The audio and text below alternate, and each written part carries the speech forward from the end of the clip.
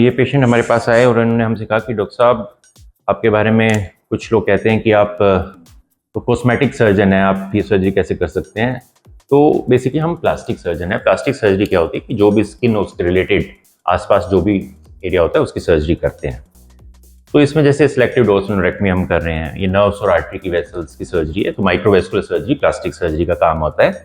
किसी का हाथ कट जाए, किसी का पेनिस कट जाए, तो पेनिस को प्लास्टिक सर्जरी जोड़ती है, चाहे उसका यूरेथ्रा जोड़ना हो, चाहे उसकी आर्टरी वेन्स, इस तरह की। और ये केस मैंने पहले भी बताया था, हमने किया था गंगाराम में कि आपस में लड़ाई हो गई थी, तो एक आदमी का दूसरे ग्रुप ने पेनिस काट दिया और ये कॉमन है गाँव में।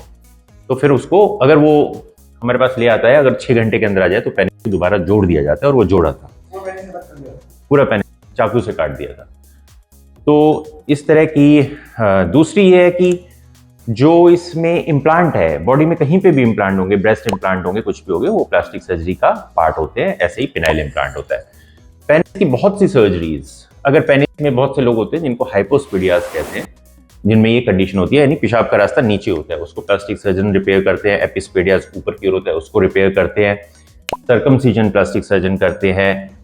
लेंथ, पेनाइल लेंथ बढ़ाना, गर्थ बढ़ाना, दोनों ये तो है ही पार्ट। ये तो प्लास्टिक सर्जरी ना कॉस्मेटिक सर्जरी का पार्ट है कि पेनाइल गर्थ और पेनाइल लेंथ को इंक्रीज करना, ये दोनों उसका पार्ट है।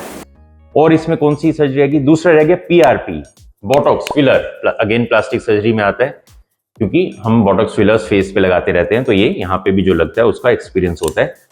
और तीसरा रह गया, एक बहुत करते हैं पी शॉट। पी शॉट शुरू हुआ था कहीं पे भी सबसे पहले हेयर में। पीआरपी बेसिकली वो पीआरपी है ग्रोथ फैक्टर्स के साथ, तो वो वहां पे शुरू हुआ था। और यहाँ पे क्योंकि इसकी एनाटॉमी वगैरह होती है, इसलिए हम करते हैं। अब लोगों को ये तकलीफ है कि भाई ये क्यों कर रहे हैं, तो हम ही करें। ये इस तरह की, ये सिर्फ इनसिक्योरिटी है और बेकार की बातें हैं कि ये क्यों कर रहा है।